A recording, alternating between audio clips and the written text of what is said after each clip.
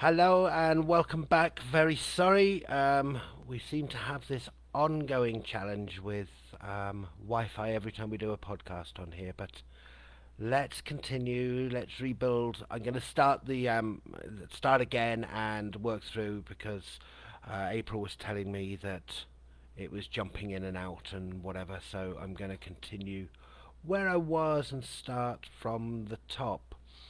Okay, so taking it back in, what is chaos magic?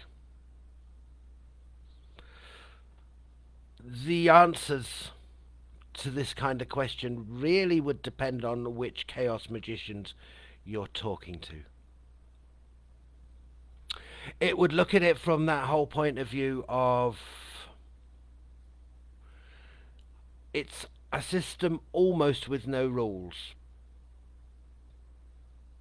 But there is an area where pretty much every chaos magician would agree, and that is it's a way of defining reality, and it defines reality as an illusion. It says that if you look at any system, any way of understanding any reality, anything at all,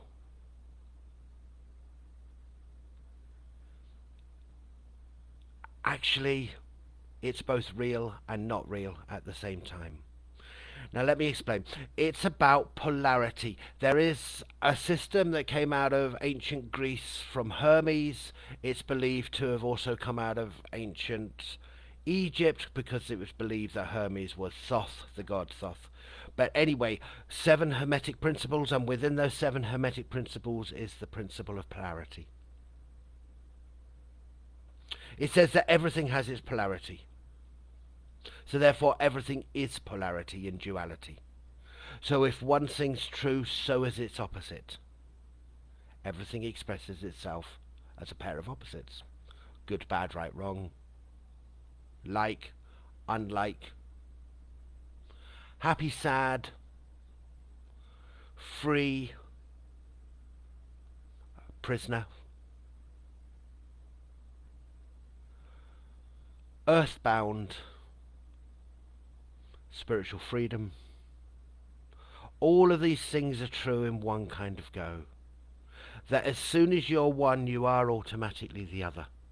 And then there's what they call the principle of rhythm, where basically reality flows from one polarity to another, depending on whatever polarity you set up. Now, if you look at most systems, most magical systems, most religious systems, and indeed most religious magical systems, they really come down to based on this is good, this is bad, this is what you should think, this is what you should believe. There's some kind of obligation in there, and they all fall down at that point. Because as soon as you look at what is true and stick to this idea as truth as a permanence, its opposite is also true. And for me, as a practicing chaos magician, that's exactly how I understand all of it. So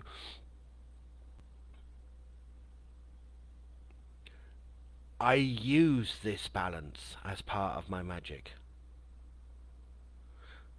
I use the idea of truth as part of my magic in order to make it work. So as an individual human being, stepping back from from being the magician, I may know that something isn't entirely true. I may know that something isn't 100% true, but I can use a belief of its truth to use a system to create magic without having to necessarily follow the system.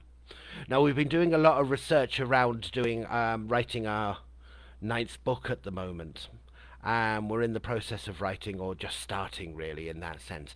And the thing that stands out, for example, is the research that I do around it. So we're working on this idea of reaching your potential. And we're using it in the context of some magic and ancient Norse magic. Healing in the idea of reaching your highest potential, not healing necessarily in the idea of getting rid of back pain or whatever, yeah? Although I'm not saying they're exclusive. And when you do the research, if you look at it from the point of view of membership of a particular spiritual system, magical system, religious belief, the starting point is the only way you can do magic is if you believe X, Y, and Z. If you only practice in there, if you only stay in there. But I don't ever experience that being true. I understand that that may be part of a system for a religion or a right hand path kind of magic. But the difference is, as I'm working a system, as I'm doing the magic, at that moment in time, it is 100% true. I pin myself to one of the polarities.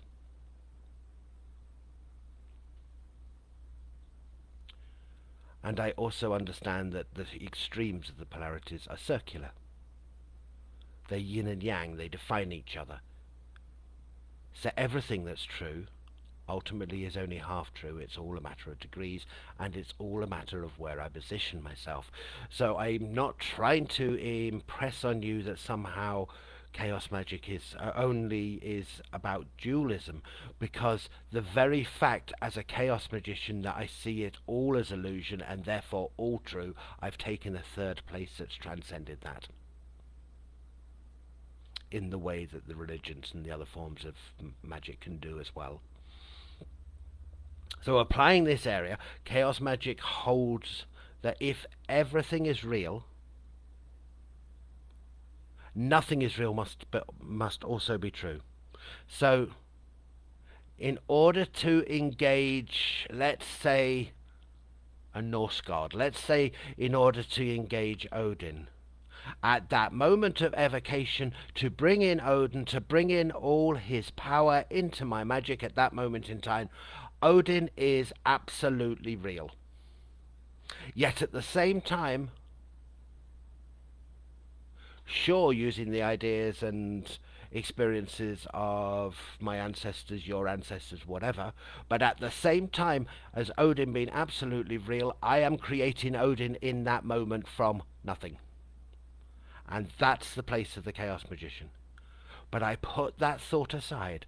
I suspend that thought. Like an actor on the stage, I suspend reality in order to engage with the part that I'm doing at that moment in time. And that is the core of the magic, because I tell a story to my unconscious mind, and my unconscious mind loves stories like yours does. So everything that society holds as real, the chaos magician holds as an illusion. A very persistent illusion, as Albert Einstein talked about, but an illusion nonetheless. I think of everyday reality as malleable, able to be changed, transmuted and shaped to the will of the magician. And given that, whatever the problem, magic is the answer. Whatever the obstacle, magic is the answer.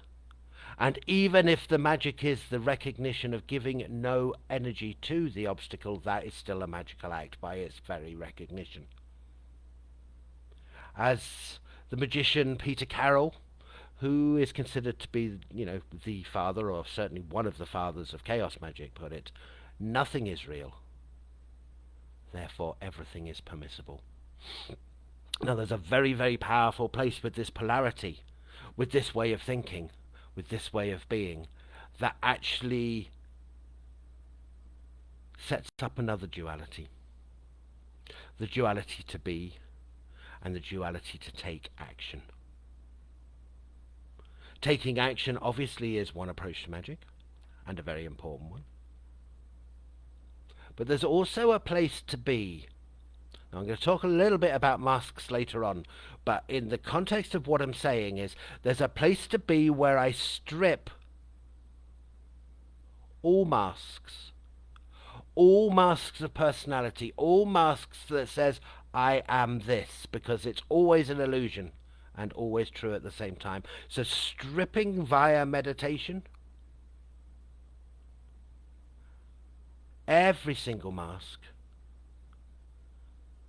everything that defined you as unique, everything that defined you completely, takes you into this place of being, which is obviously pure creation. Because if you stripped every mask, you're in the place of nothingness. No thing, no one thing. Everything. Both are true. That balance is absolutely true, and you can work from either end, and I would seriously advise the experience of working from either end. One of the ways that I get into the nothingness is by working with meditation, mala beads, and I work with, there's a fellow magician who I think is a fabulous magician, and I learn a lot from him, called E.A. Coetting, and he has channeled a number of magical incantations, that kind of thing.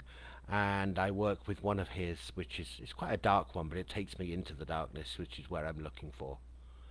And it's Alish Tad Alish Tal Ash too.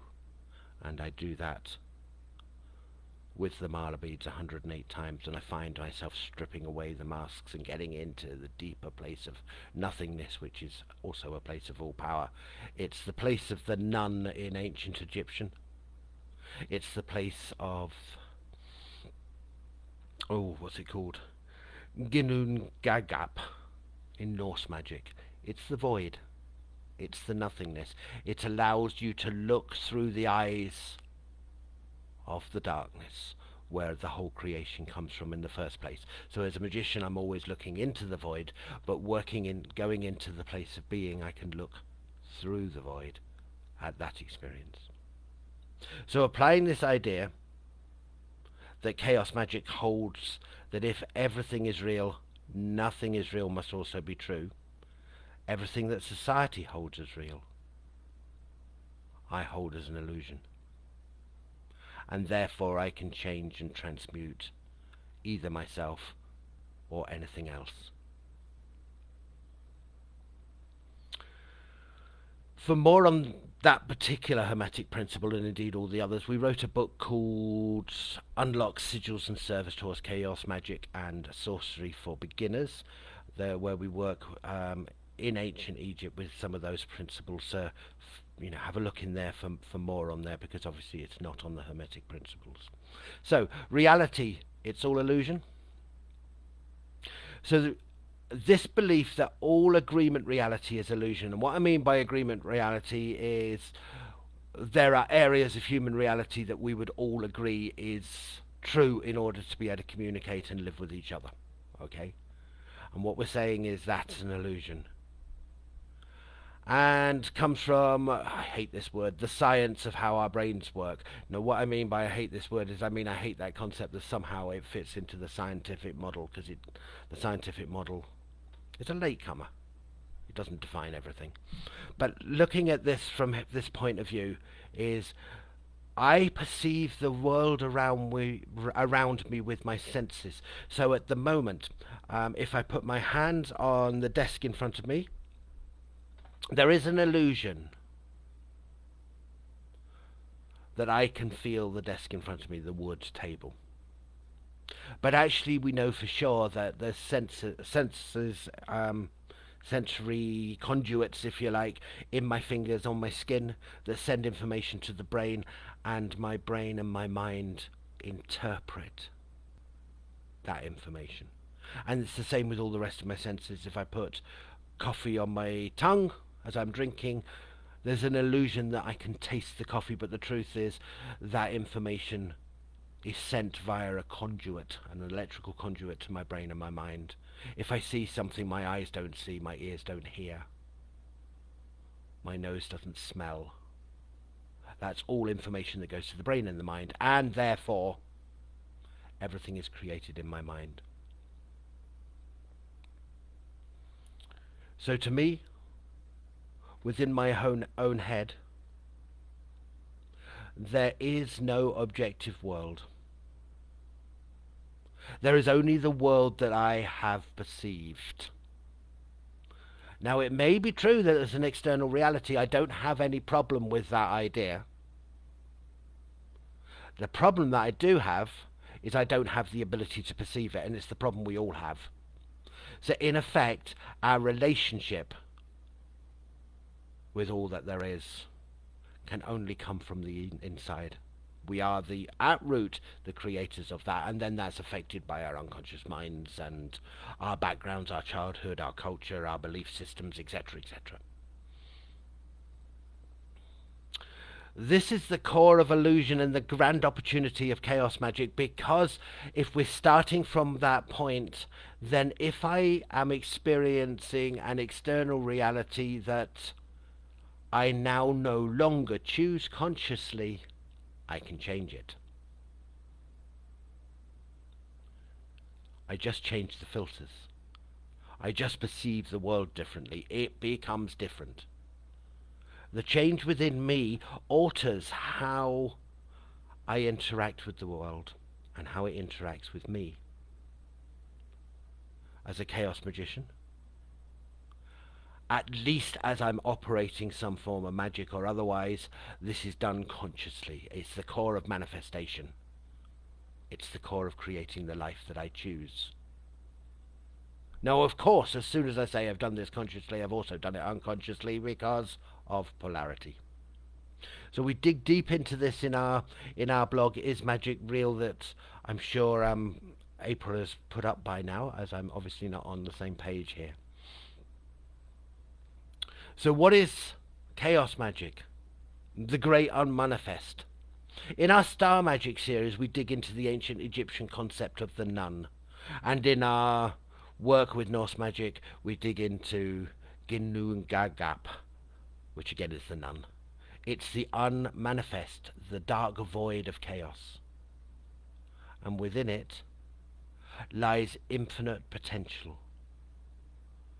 The womb of primal yin energy.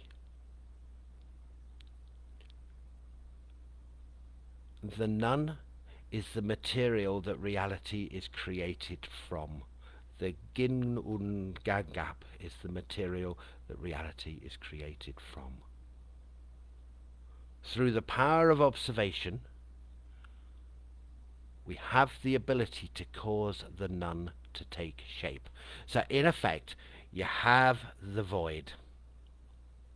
One way of looking at it is it's the most extreme part of our unconscious. And as we move along the polarity further and further away from it, it remains unconscious, but there's more consciousness in the unconscious, till we get to the point that we could talk about the hive mind, the collective mind of humanity, sort of at the top end, if you like,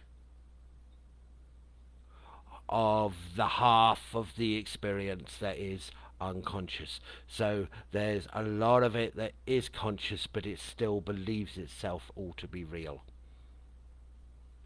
And then you get to that point where you can flip it on its head, and it becomes the whole of consciousness looking through me. So I am the whole of consciousness by that point when you flip it on its head, because if one pole's real, so is the other. Now, if you like, the hive mind, the collective humanity, the mind of collective humanity, is the individual looking into the everything, looking into the consciousness. But actually, when you flip it on its head, it is the everything looking through the individual. Both are true, and we have access to both. Chaos magic, if you like, teaches us how to impose our will upon this unformed substance, the nun, the void, the Ginnungagap. With our observation and intention, we become the yang energy, that which motivates the universe into shape. As a magician, in my power, I cause it to take from and take form in the image I demand. For the full discussion on the nun and how it relates to the magic of ancient Egypt, check out our book Dream Temples and Star Magic, and also our last book on ritual magic and how to do that via sun magic and Norse magic. There's a discussion of how these things work. So, seeing belief as a mask of reality. So far we've discussed that reality is best fluid. If you like, an hallucination. Or, as April tells me, if I was American I would say a hallucination. It's great how English works, isn't it? There's a nice little polarity. It's an hallucination in the senses that I am interpreting all of my senses, my physical senses, in my brain, in my mind. And also I'm shaping them with past experiences, what I believe or don't believe. Society's influence, family's influence, background, and the information coming down my bloodlines from my ancestry. So this gives us the ability to work with beliefs as if they were just tools. If nothing is true, a belief is a tool. This idea is both powerful and liberating. And as I've said to you before, I deliberately did an experiment a whole number of years ago where I decided to believe a whole lot of things. And I gave myself 3 rules.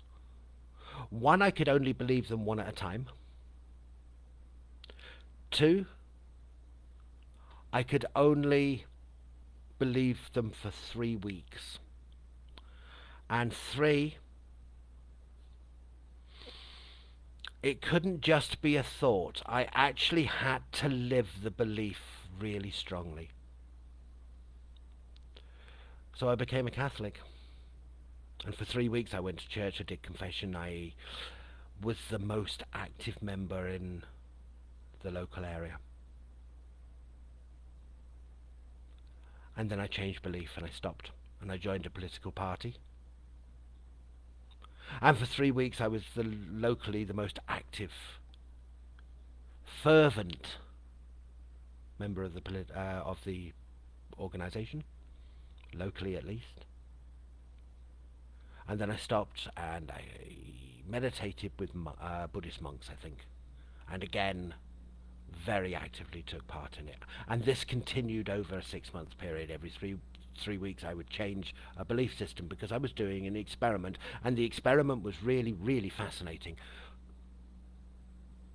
What it showed me was whichever belief, whichever mask, if you like, that I call a mask, a belief as a mask that I put on, whichever one I was working with made reality, or my experience of reality, completely different. And that was a very powerful place to be.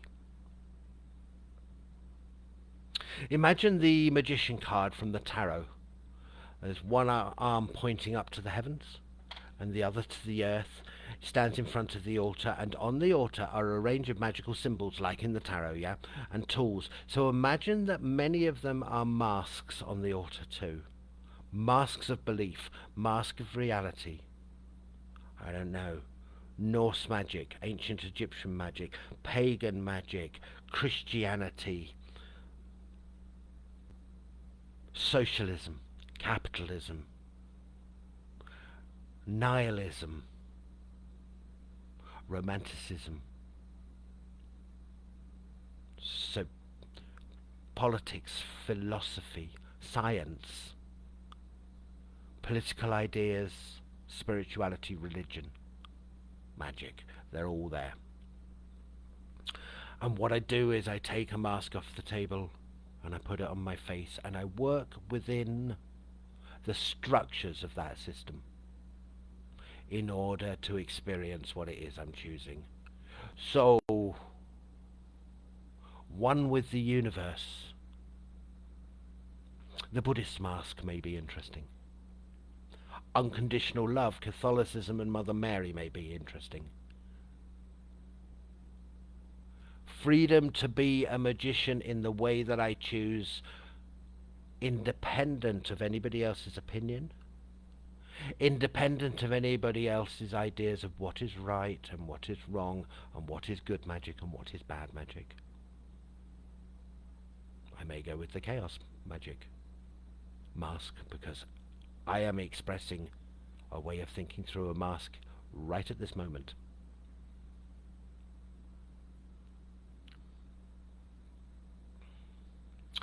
So belief itself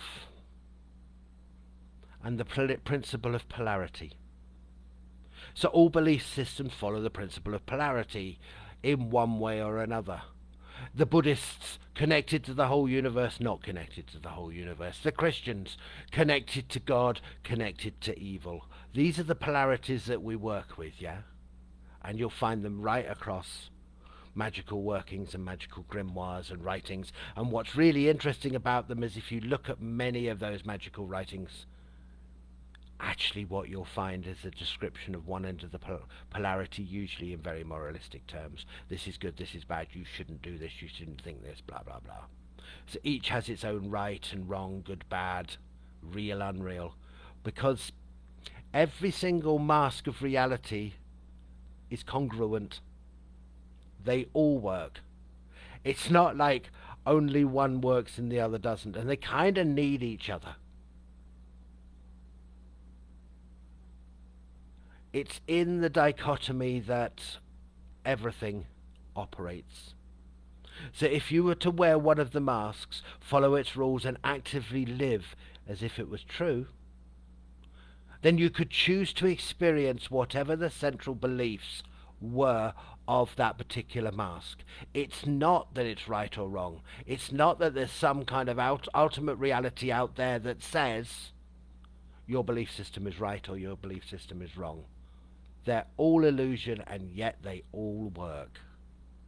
It's about choice, and it may be choice that you follow your whole life down a mask, or it may be choice that you switch and change and switch and change, depending on the experiences that you're choosing to create.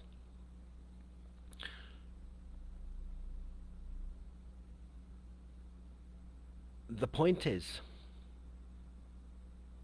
that you can use any mask to create the quality or experience you choose. And when you finish that experience, you can cast it aside. And you can wear another mask, or you can go into the place of being. And I was going to say and not wear a mask at all, but as soon as I say that, of course, that's creating a mask. And that's an interesting set of polarities. Reality then is not just a thought or a belief, it's a lived experience. It's through thought, word and deed, or desire, will and action played out together that you realize the key to your spiritual power. There's not an independent place where you can objectively assess 100% whether this is real, not real, true, not true. There's only wearing another mask when you do that. So from a scientific point of view, if you were seeking that objectivity, scientific objectivity, when looking at reality, as soon as you do, you wear a particular mask and you lose the objectivity. You start by saying the only way to test whether reality is real is to test whether reality is real in external conditions that are copyable by other people. And it's a good idea in terms of researching something, there's no question there, but the truth is, it is a belief itself, and an experience itself, which by its nature is illusion. Can we use it? Oh yes. Should we use it? I don't really like going with shoulds, but it seems pretty wise. Should we be tied to it as the only way of experiencing reality? Not me, my friends. Because as soon as I do that within any system, I am entering into some kind of victimhood that says that is more powerful than me. That idea somebody else's idea is more powerful and has more relevance than my experience. That if I experience, as I have all my life, experience the world via working with spirit, or via, when I was younger, not so much working with spirit, but just experiencing spirit around, and other people said that's not true, it's just an illusion, you're just playing, or there's something wrong with you and you need this to hold on, or whatever it may be, depending on the wise observer. The whole thing here is really, really powerful in that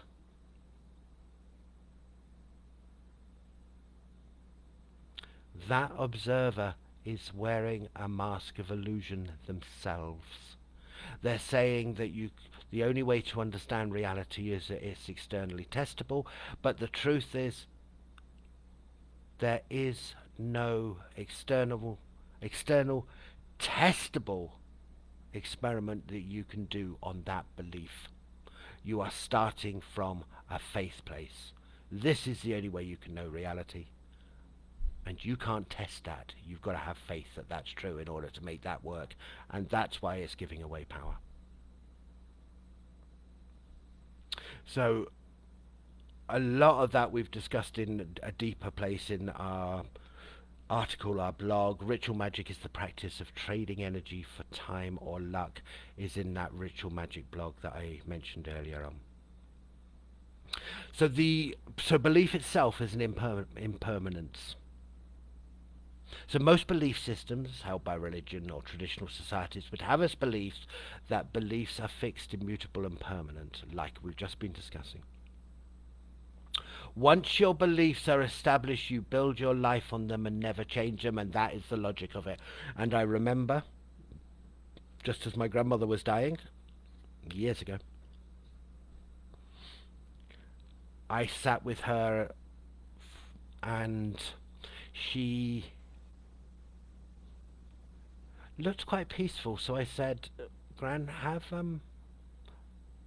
you talked to anybody about dying? I mean, recently, obviously. And she said, yes, dear, I have.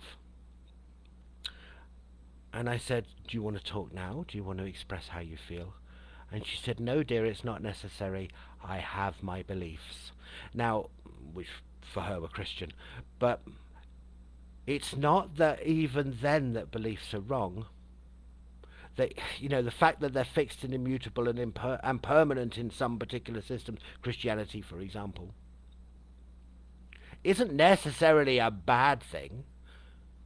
It's just they ain't necessarily so. The opposites are also true from this particular way of thinking.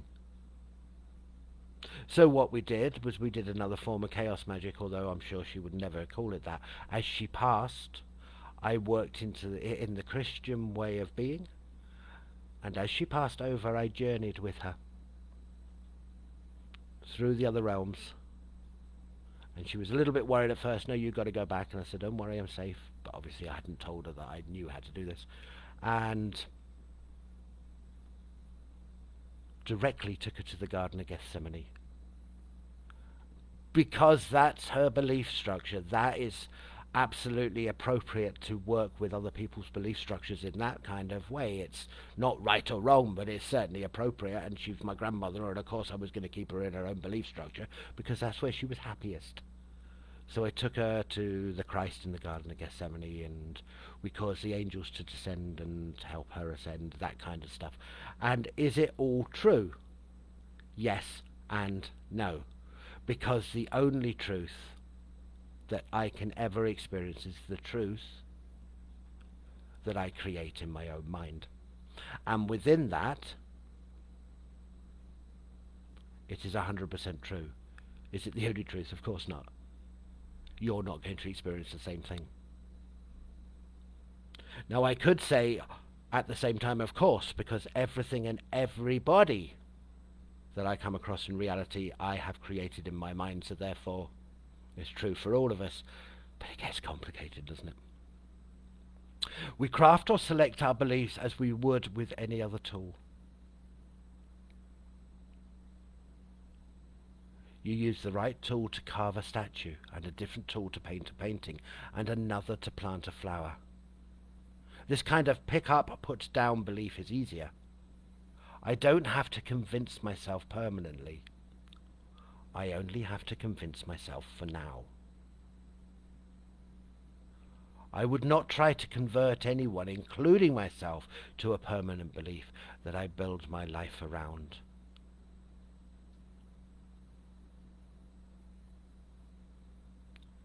And the concept of beliefs are like masks, they're tools, they free us from this paradigm.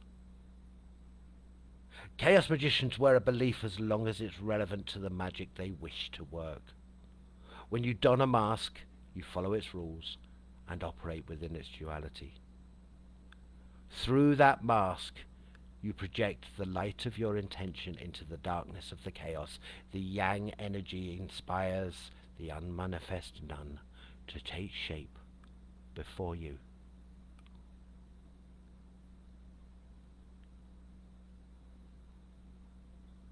Magic is the art of organizing reality your way. It's a focus on creating practical changes for ourselves and the world around us. It is a tool for personal growth and a means to create the lives we choose. So how to do chaos magic? As soon as I say this, of course, I'm going to give you a few examples. There isn't a how to do chaos magic.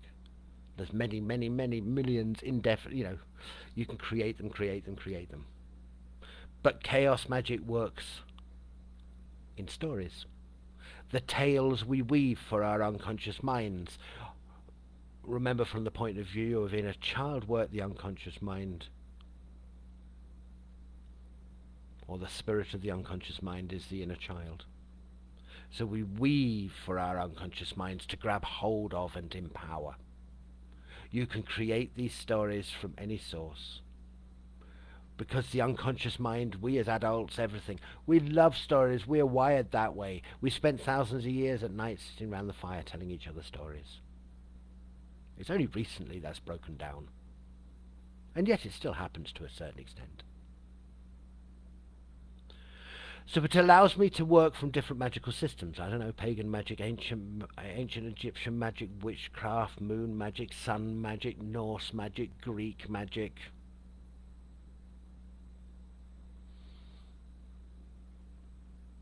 And it also allows me to work from fiction. Well-written books on magic or folklore have beautifully developed magical systems that you can wear as masks in your own right. So there was the horror writer H.P. Lovecraft, and reportedly, although all of the magic he wrote about was fictional, the whole system, the whole way of thinking, it works really, really powerfully when a magician works with it. I suggest that we could probably work, because it's so much in the collective consciousness, with something like Lord of the Rings. There'll be a whole system of working that would create magical tales, and it is something that April and I have talked about developing. But we've got one or two things to do first, I suspect. You can work with mythologies: ancient Greek, ancient Roman, ancient Egyptian, Hindu, ancient Norse, Celtic, whatever it is you want to work with. You can take the mythologies, and the lessons of how to work with the magic are within the mythology, and you work within that system. You can work with angels, demons, gods, whatever. All of them and none of them. And you can work directly from the place that I am God and I create as I stand. All of those are both true and masks of reality. All of those are both real and unreal at the same time. For any specific techniques and meditations to empower your magic and speed your journey, pick up our books on magic. Or better still, join us in what we call the Spiritual CrossFit Gym, or very soon we're changing its name as we develop a new website, to the Magic of the Sun, Moon and Stars Mastermind. So getting it to work, defining the correct volume of energy required. For any magical practice, it's vital to establish the volume of energy required to create the change we wish to see. It takes a specific amount of heat to raise to raise a litre of water to 10 degrees. There is a defined amount of energy needed to lift a 30-kilogram box, and a much smaller amount to lift a newspaper. As we define our intention, the outcome we wish to create, it's best to look at what it would take to achieve this task. It could be we are able to do it all in one go. Often magic works that way. Or it might need to be broken down into phases we can manage. This distinction is where clairvoyant skills become incredibly helpful in magical practice. The clairvoyant skills allows you, once you've taken your attention away from your magic, once you're not attached to it and you've got off and done something else and you've left it, I don't know, for a number of days, a week or whatever, with clairvoyant skills you can begin to look in again. Okay, how's that forming? Is it forming okay? Can you do it from pure place of observation that doesn't affect? Well, no, we know that from quantum physics. But you can do it to a certain extent just to give you an idea. And it's very useful to have those skills. And I would talk to you about developing clairvoyant skills, working with your spirit guides, etc. You can even send spirit guides out to look, but it still affects it, obviously. We've done a lot of work around that. We've got courses and books on that. So I would seriously talk to you about developing those skills because it adds another level. Otherwise, you're back in faith. We can amass energy in many ways, through meditation, through ritual, through chanting, with breath work. All of those raises energy. But it's primarily achieved through a consistent daily practice. Fill your body with energy to support the belief that we can actually achieve the intended outcome, that we as chaos magicians can project our will into the formless chaos and cause it to materialize as we demand.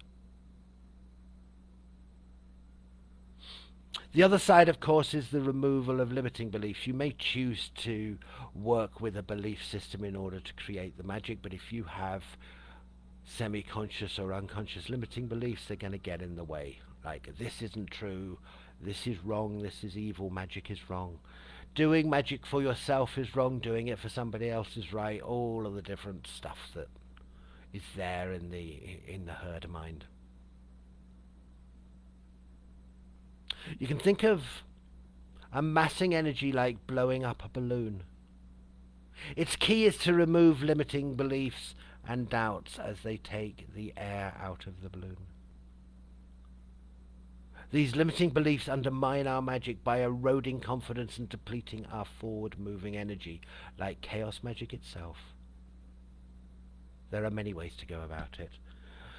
In our book and course, Moon Magic and Transformational Meditation, we created an energy recycler in the auric field, an alchemical device that allows you to channel all of the energy of anxiety and doubt into the box and transmute it and change it into your particular power.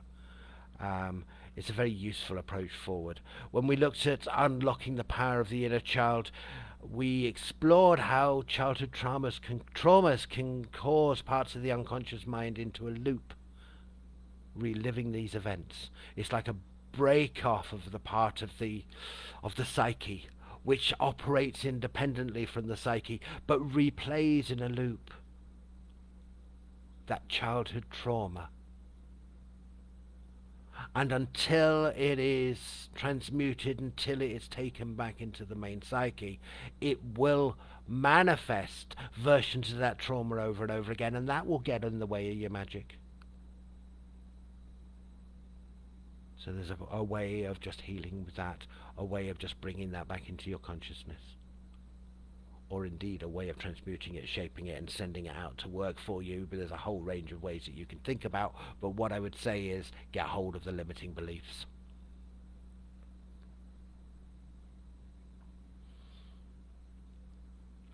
Gratitude. Gratitude can be seen as a great starting point for loosening up the grip of negative beliefs. In our work, we love the gratitude work. You can find out more about it in the intersection of gratitude and power, and what is the most powerful waning moon, crescent moon magic. We talk about gratitude quite a lot in there, but what I would talk about is gratitude is the acceptance of power. It's like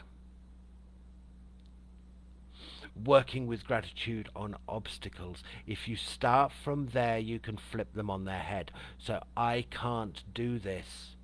When you thank for that belief that's showing you that if you think you're working, if you think in that way, you're working in that way, and therefore you can't do it, and flip it on its head to, so thank you for showing me how to do it. The obstacles themselves not only become the path, they are the path, and they show you the thoughts, the feelings, the language, etc., that it is desirable for you to change in order to reach the outcome of your magic. It's an absolute gift.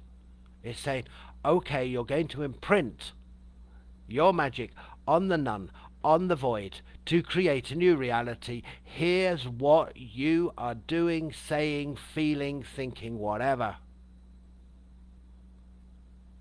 That is an obstacle for that realization of that magical intention.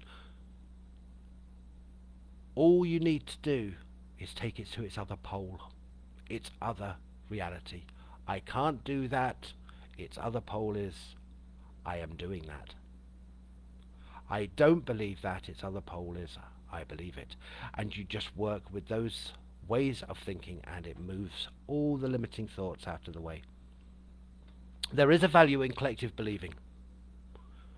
Communities of believers have been important in every faith or belief system through time. Witches' covens and magical societies have taken shape to support their initiates. The miasma created by collective believing is like a current in a river. It's easier to practice and to grow when in a supported environment. As we said earlier, chaos magic, however, is very much a solo path, although it's not entirely true. As I said, I've come across witches' covens that work together with chaos magic, and there's no reason you can't. As soon as I say it's a solo path, of course, its opposite is true, because that's the very nature of chaos magic. But at the same time, there is a place where most practitioners of chaos magic are solo. And there's not really groups of believers overall to join, because there's no specific beliefs to hold. We change beliefs as needed to create the outcomes we choose. We follow no specific rules to rally behind, but walking alone, experiencing the herd mind of regular society, can be as exhausting as swimming upstream. To overcome this, Magic Self and Spirit, April and I and Cassandra and Brittany and Nicole, have created the Spiritual CrossFit Gym. As I said, we're going to translate that over in the next month or so on a new website to the community, and the website and the name change will be The Magic of the Sun, Moon and Stars, which is the name of our group, Mastermind. We're offering a mastermind community of others treading an independent spiritual path together. We hold new courses each month at the moment to build your magical and spiritual practices. What we will be doing differently with the new community, the Magic of the Sun, Moon and Stars Mastermind, is that we will build the mastermind central, that we can work together to explore your journey,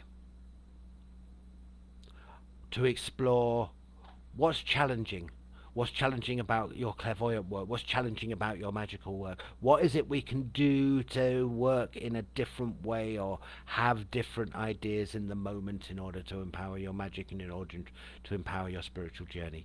And all the courses that we've designed, there's been 8 this year.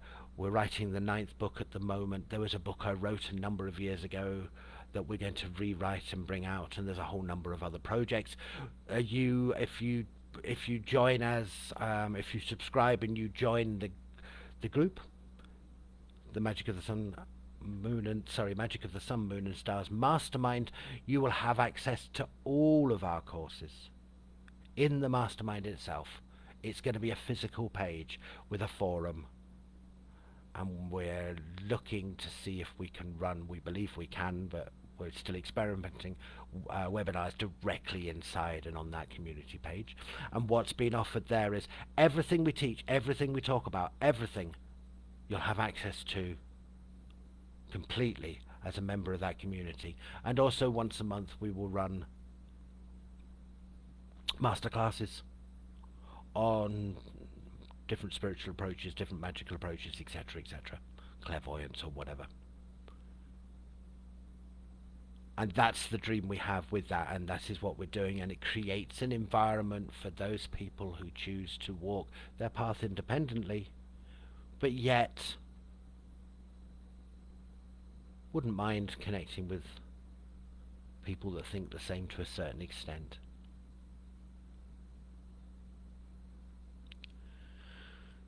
So we're there. Come along and join us. At the moment, it's the Spiritual CrossFit Gym here on Facebook that we do the mastermind on Thursday. But as I say, we're growing, we're moving it forward. This is why we've introduced stars into our live Facebook videos, for this very reason, to help move that forward and go from there. So I'm just going to come back to the Facebook page. Are there any questions?